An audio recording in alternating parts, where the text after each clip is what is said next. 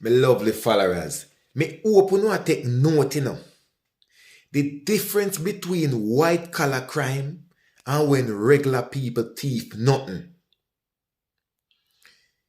Every time them refer to the big fraud we go on, with Stock Security Limited, where how much millions get thief, and how them terms the man them will call and dial the line and say them a scammer, and them a this and them a that. You know what them really say about them people are Stock Security Unlimited. Them say the money that was borrowed from clients' account. Them no say the money with them thief, Them say the money that was borrowed from clients' account, including sprint legend Usain Bolt. So when the white collar them thief the people them things, them say them borrow it. So me want to know, me invest my money in your financial institution. You no contact me. Me no know nothing about it. And you borrow my money. So how you borrow my money without my permission and me no know nothing at all about it. And first of all, the amount of money where you borrow. Not even my mother no lend so much money. And yet still you borrow my money and me no know nothing about it. When me and you discuss say me I lend your money. So if me never search now and audit run and find out say me money missing, me uno know say a thief no thief the money. And uno talk about borrow. So the difference with white collar crime and when regular people thief nothing. The big old office people them, when them thief a borrow, them borrow. But when another regular man out there thief nothing, him a thief and him a criminal and him a this and that. You see uno a wicked. Uno a wicked. Uno have the most daintiest way to put things. Borrow. Oh, no go borrow over $1.2 billion. A people money and them don't know nothing about it. You know, say, well, I want to dead at prison. The whole of uno get life sentence. That means when you come out, you no time to spend the people their money. Because I know that the money they not get back. And any man willing to go to prison go lay down 10 years for that. And come back out, come spend money and live and go buy apartment on the beach and relax and drink pina colada. You don't think people are fool boy? Yeah? But borrow. Borrow what?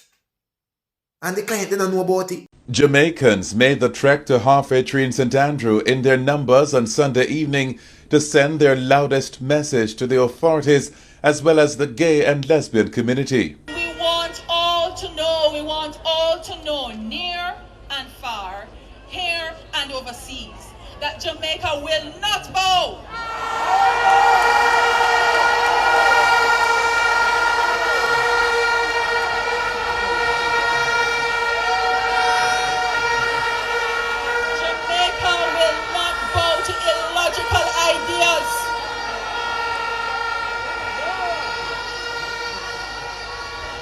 Jamaica will not bow to illogical ideas that will only further destroy the family life that we now have. It was a rallying cry for Jamaicans to reject homosexual lifestyles. Father Richard Ho Long said enough was enough and wholesome family values must be protected. Man and woman are made to be together. Man and woman bring forth picnic. The public rally was organized and led by Churches Action Uniting Society for Emancipation, known as Jamaica Cause. The convener of Hear the Children's Cry warned parents to exercise significant vigilance on the textbooks and new literature being introduced. Be alert, pay attention, and be familiar with the words diversity, sexual rights, sexual orientation, genderization, human rights. All of those words you must watch out for. When your children come home with their textbooks, make sure you read every line in the textbook, because there are people in this country and outside of this country that want to corrupt our children. The Jamaica Cause movement got ringing endorsements from clergymen across the Caribbean as well. Philip Gomes, a prominent pastor from Anguilla, told the large gathering that the Christian community should not be cowed into silence for speaking in defense of strong family values. We have come to say that since there is a united kingdom, a united states, and a united nations with a dark anti-freedom, anti-God agenda, then there must not just be a Jamaica cause, but a united Caribbean cause. We know the truth, and we will not be silent. We have come to say to the world, we stand as one against the false science and arguments of homosexuality and gay marriage. This morning, I received a general briefing from the Minister of Finance, representatives of the FSC and the FID, the Commissioner of Police, and the Attorney General's Department on allegations of significant fraud at Stocks and Securities Limited, a non-bank financial institution which is of grave national concern. This briefing was important to properly inform and guide any public pronouncements I may make on the matter. Like all Jamaicans, at home and abroad, I am thoroughly disgusted and upset by revelations in the public domain surrounding this matter. I'm very concerned and sympathetic to all those hard-working Jamaicans who at this moment are uncertain of the status of funds they have invested with the institution in question. While every investor's distress must be equally acknowledged, there is a dimension of a heightened public sense of betrayal, which I share, that a national icon who has brought so much pride to all of us is also a victim of the alleged fraud. Having had the benefit of the brief, I can confidently say to the nation that all the relevant government entities are seized of the urgent nature of this matter, the great public concern, and the suffering of the victims. I am satisfied that the entities understand the implications and the potentially complex nature of this matter and the need for transparency, diligence, and prudence in all their operations. The coordination within the law among the various entities was also evident, which is a good sign for efficient and timely action. A thorough investigation is being undertaken to identify the perpetrators and colluders involved in the fraudulent activity with a view to bringing them to justice, as well as to trace the funds and secure forfeiture of assets acquired with the stolen funds.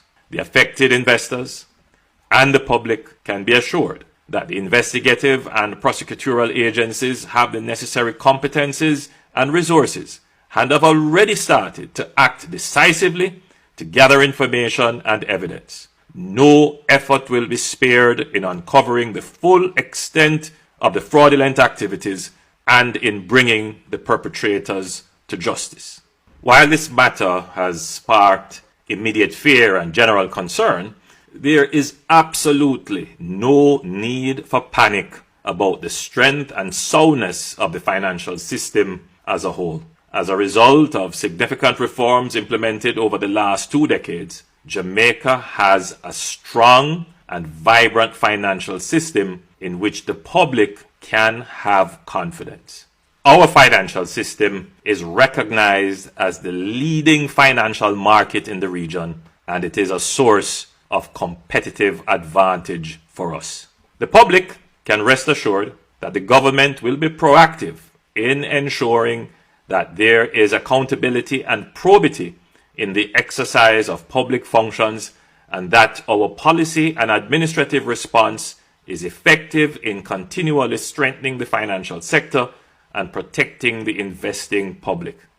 The Minister of Finance has already indicated that he will update the public on certain policy and administrative actions that the government has already decided to give effect. Now, while I understand the hurt and upset all Jamaicans feel at this time, I urge the public not to fuel panic through speculation and baseless assertions. Given the potentially complex and litigious nature of these matters, the government must ensure that it verifies every bit of information it gives to the public. This may sometimes create a short lag in updates and responses. The public should also be aware that for legal and other reasons, the authorities will not always be able to respond to all assertions made in the public domain. This means that the public must exercise caution and patience in how they rely on unconfirmed information. We are aware that there may be persons with narrow agendas seeking to influence markets and investor decisions, promote false narratives, and create instability. Therefore, I have stressed the importance of transparency and accountability to the various government agencies, as this is the only way to secure public confidence.